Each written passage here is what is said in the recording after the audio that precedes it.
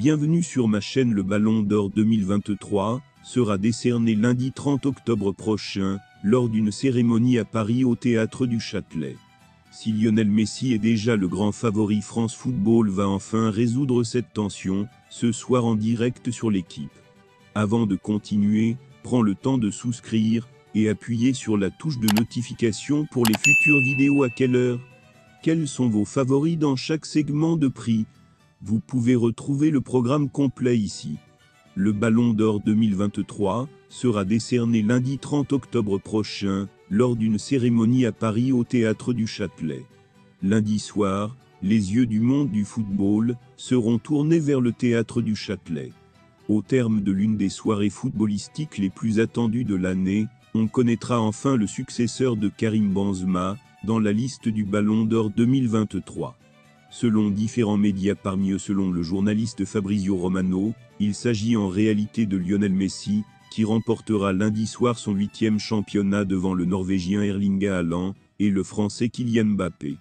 Vainqueur de la Coupe du Monde au Qatar, où il a brillé avec l'Albiceleste, la Pulga est certainement entrée dans une légende en faisant venir, dans son pays, la tant attendue 3e étoile à 35 ans. L'Argentine, élue meilleure joueuse de la Coupe du Monde pour la 2e fois, après 2014, est le premier pays à réaliser cet exploit. Il inscrit 2 buts en finale, et termine 2e de la compétition, 7 buts, derrière son coéquipier d'alors au PSG Kylian Mbappé. Vainqueur de la Ligue 1 et du Trophée des Champions, mais éliminé lors de la 8e journée de Ligue des Champions, le Français devance à nouveau l'Argentin en nombre de buts inscrits, mais pas de passes décisives. Sur l'ensemble de la saison, 54 buts et 14 passes décisives pour le Parisien contre 38 buts et 26 passes décisives.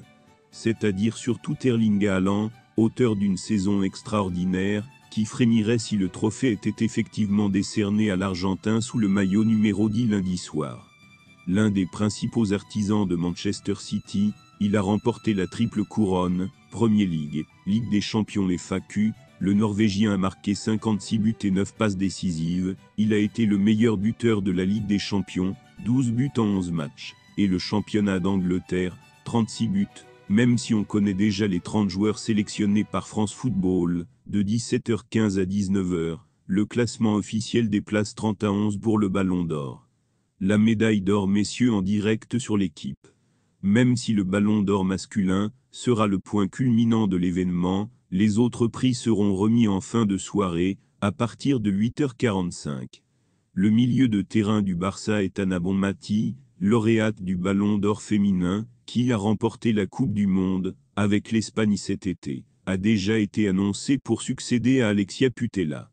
Il y a aussi 2 Françaises sur la liste, Kadidiatou Diani, Hall, et Wendy Renard, Hall. 30 octobre, 21h12 Martiniane, la favorite pour le trophée Copa, qui récompense la meilleure jeune joueuse de la saison, se trouve le milieu de terrain du Real Jude Bellingham, moins de 21 ans.